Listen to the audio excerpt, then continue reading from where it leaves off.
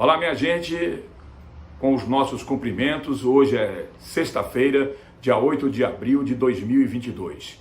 Quero lembrar a todos vocês, mais uma vez, de que estamos aqui a partir de agora para trazer mais informações que estão inseridas no livro Lampião, o Invencível, Duas Vidas, Duas Mortes, o outro lado da moeda, do fotógrafo mineiro Geraldo Aguiar.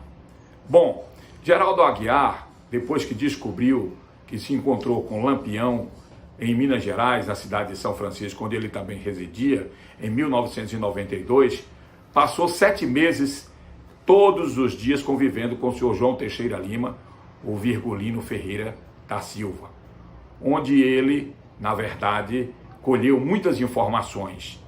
Além dele, outras informações com sua última esposa, a última companheira, Ana Firmina Alves de Moraes. O livro foi lançado em 2009. Em 2011, o fotógrafo mineiro veio falecer, 2 anos depois do seu lançamento. Mas antes disso, Geraldo Aguiar passou 17 anos fazendo pesquisas para poder rechear ainda mais o seu livro de informações contundentes que provaria ali a sobrevida de Lampião e da sua companheira, supostamente Maria Bonita. Pois bem, o que nós vamos traçar aqui agora e trazer são histórias de suspeitas que confirmaram a sobrevida de Lampião e de Maria Bonita em Minas Gerais. Vamos então, eu quero pedir a vocês a compreensão, porque quem vai estar comigo hoje, dando uma grande colaboração, é minha assistente, a Tailane Ferreira da Silva. Por sinal, tem o mesmo sobrenome de Virgulino, de Lampião, mas não tem nenhum vínculo parentesco. Quero agradecê-la antecipadamente pela sua participação nesse vídeo do nosso canal Cid Charles para vocês do Nordeste de todo o Brasil. Vamos lá, Tailane. Tendo sabido da morte de Lampião e Maria Bonita, Francisco Macedo da Silva foi ao Instituto Nina Rodrigues, em Salvador, onde estavam as cabeças decepadas. Macedo conhecia muito bem os traços de Lampião. Com 30 outros cangaceiros, o rei do cangaço havia passado uma vez pela fazenda Barra da Fartura, na Bahia, propriedade do pai dele, Solon Macedo, onde tomou café e almoçou. Vendo os macabros troféus expostos no Instituto, Macedo teve uma grande surpresa: participado ao capitão João Cândido de Souza, que ali trabalhava. Aqui não tem cabeça de Lampião nem de Maria Bonita. O capitão bateu em seu braço, dizendo: "Cala sua boca, cabra, eles estão mortos." "Mas aqui não tem cabeça de Lampião", insistiu Macedo. "Mas é proibido falar", encerrou a prosa o capitão. Pois bem, minha gente, vocês começam a sentir aí essas histórias onde todas as suspeitas que nós vamos retratar aqui começam a se aflorar. O Francisco Macedo foi visitar no Instituto Nina Rodrigues, em Salvador, as cabeças dos cangaceiros que ali estavam expostas. E o capitão que trabalhava lá na época, o Cândido, simplesmente, fez uma intimidação para que Francisco Macedo se calasse e não falasse mais sobre esse assunto, ao dizer: "Olha, cabra, cala sua boca, eles estão mortos." Ou seja, era um pacto já feito com as autoridades para que a farsa, as mentiras ali pudessem ser afirmadas de qualquer maneira. Pois não. Em 1952, a então namorada de Matias Pereira da Silva recebeu em sua presença uma carta que a surpreendeu. Vinha de Minas Goiás, como os nordestinos se referiam a Minas Gerais, e trazia notícias do tio Savani, então com 19 anos. Ninguém menos que Virgulino Ferreira da Silva, o Lampião. Matias se lembra do comentário da moça: "O povo comenta que meu tio Lampião morreu. Eu prefiro que pensem assim, porque dessa forma ele não será perseguido." Nascido em São Bento do Una e criado em Vila Bela, Serra Talhada, a terra de Lampião, Matias era amigo da família do cangaceiro, tendo ainda conhecido alguns de seus cabras, como Zé de Suzana, Padre Minas, João Marina e o Preto Cravo Branco. Primo e perseguidor de Lampião, o tenente Manuel Neto assegurava a Matias não acreditar na morte do cangaceiro. Frisava que que se havia alguém a conseguir isso, seria ele, mas depois de tantas tentativas inúteis, concluía não existir quem mostrasse a cruz e a cova de Virgulino. Olha, mais uma prova contundente das suspeitas que nós estamos aqui defendendo.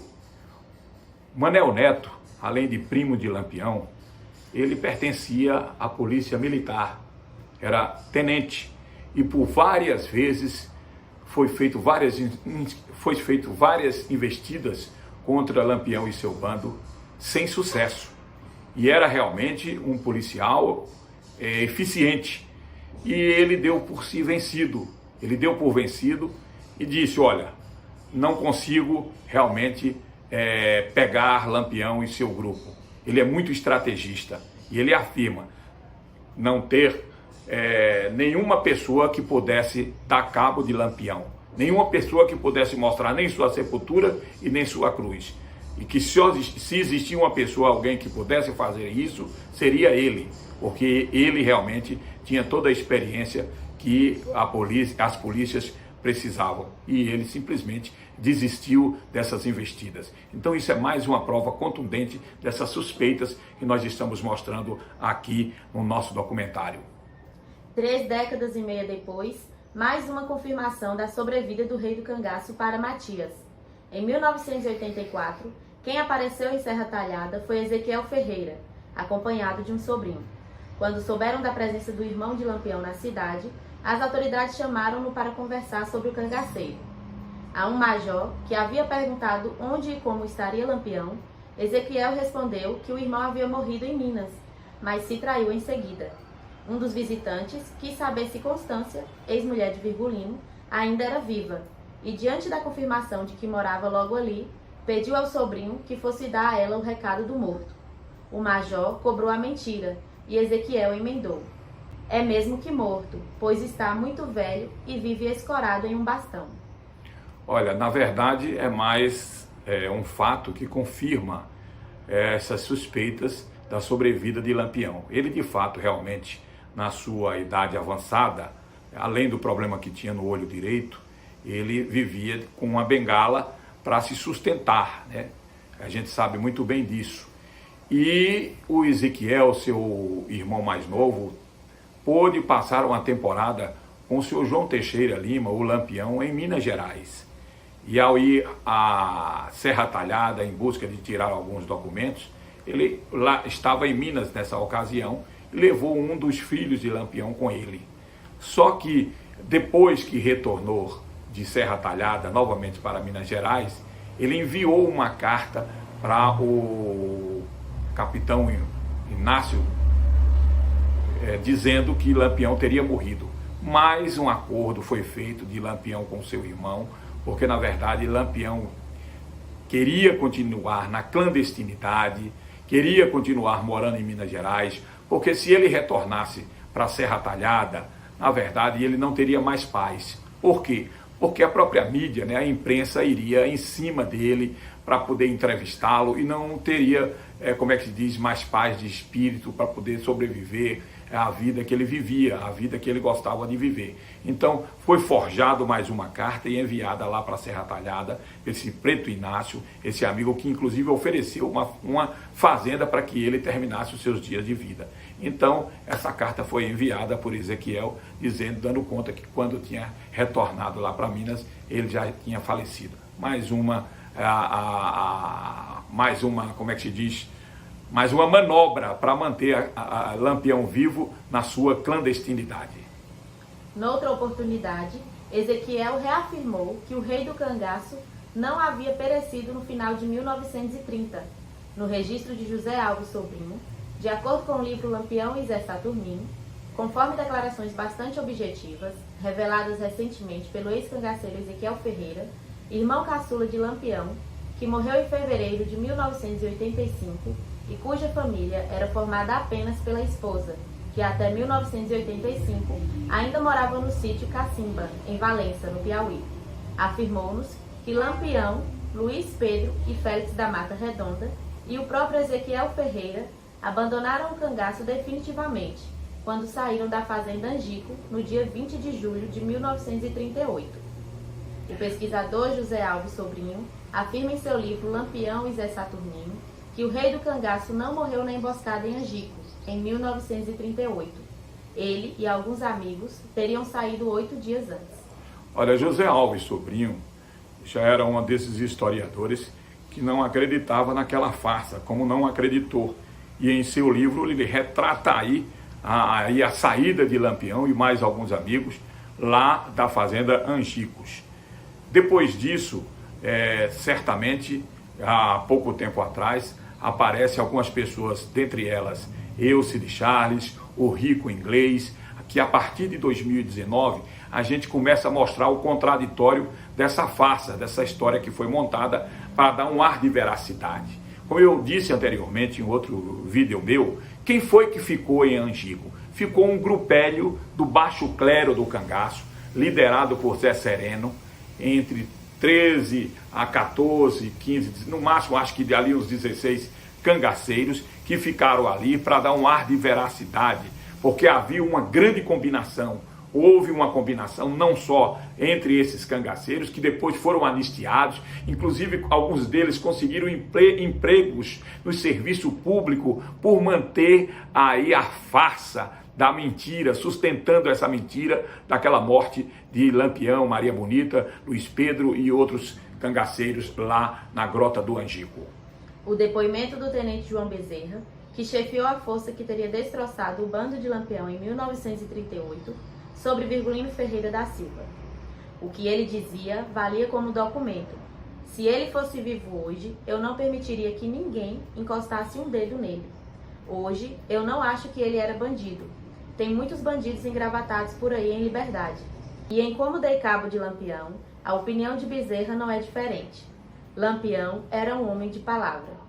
O mesmo capitão Bezerra, em depoimento à historiadora Aglai Lima de Oliveira, e reproduzido em Lampião, de 1970. Era missão dificílima combater, perseguir e localizar Lampião e seu grupo. Virgulino era dotado de grande eficiência. Reconheço perfeitamente sua capacidade nos tiroteios e nas emboscadas. Recuava nos combates quando se encontrava em desvantagem e ocultava-se misteriosamente nas caatingas. Reconheço também todas as misérias praticadas por Lampião. Entretanto, se ele ainda existisse, e o cangaço também, eu seria o maior coiteiro dele. Mas por que, capitão? Porque existem piores lampiões do que o cangaceiro de Vila Bela. Olha, esse livro que o tenente João Bezerra escreveu, Como Dei Cabo de Lampião, isso foi uma forçagem de barra, porque, na verdade, o tenente João Bezerra gozava de um laço de amizade com Lampião. O tenente João Bezerra encaminhou para Lampião uma carta, dando conta da necessidade dele sair do cangaço, abandonar o cangaço e viver outra vida. Já existia essa solicitação por parte do padre Cícero, que faleceu em 1934. Lampião já carregava essa vontade de atender o pedido do padre Cícero, que faleceu em 1934. E aí, como Lampião não acreditou muito na carta, foi preciso João Bezerra ir pessoalmente conversar com Lampião e dizer para ele que estava na hora de sair do cangaço, que ali havia um grande acordo entre os coronéis, as autoridades e o governo de Getúlio Vargas. Getúlio Vargas tinha uma gratidão com Lampião pelo fato de Lampião ter aceito a enfrentar a coluna Prestes naquela ocasião aqui no Nordeste. Como é que João Bezerra iria matar ou levar suas volantes para matar Lampião? Esse livro, Como Dei Cabo, foi justamente uma saída que João Bezerra encontrou para poder manter essa história, essa mentira, essa farsa.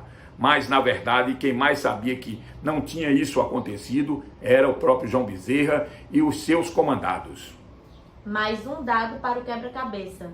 Em novembro de 1996, o ex-soldado da Volante, a patrulha que perseguiu os cangaceiros, José Panta Godoy, então com 87 anos, declarou à Folha de São Paulo que a polícia nunca poderia afirmar haver matado Lampião e Maria Bonita, pelo simples fato de não conhecer o casal. Olha só, senhoras e senhores, mais um fato relevante que faz com que a gente concretize aí as suspeitas da sobrevida de Lampião.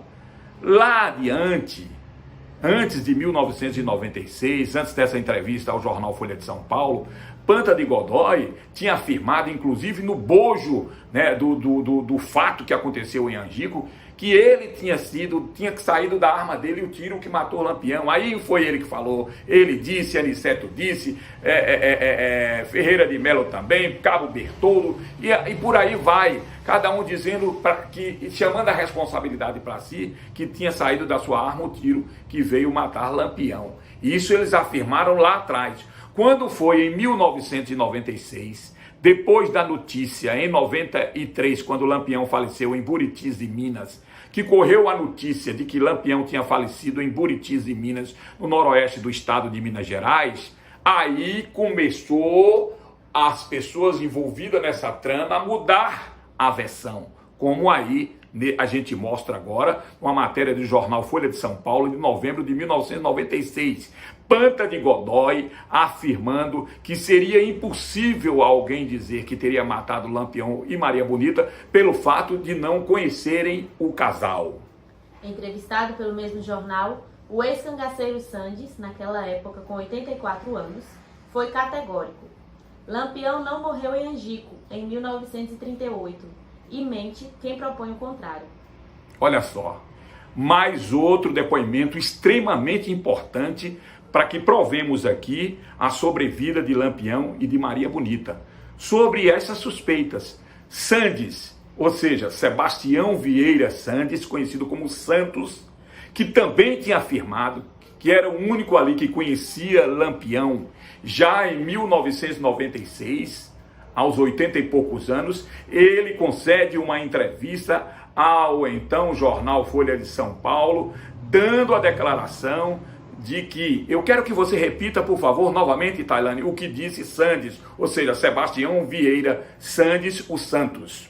Por favor. Lampião não morreu em Angico em 1938, e mente quem propõe o contrário. Pois é, era quem conhecia Lampião. Ele afirmou por diversas vezes que não tinha dúvida que teria sido Lampião morto ali em Angico. E depois, em 96, concede essa entrevista, dando essa declaração fortíssima.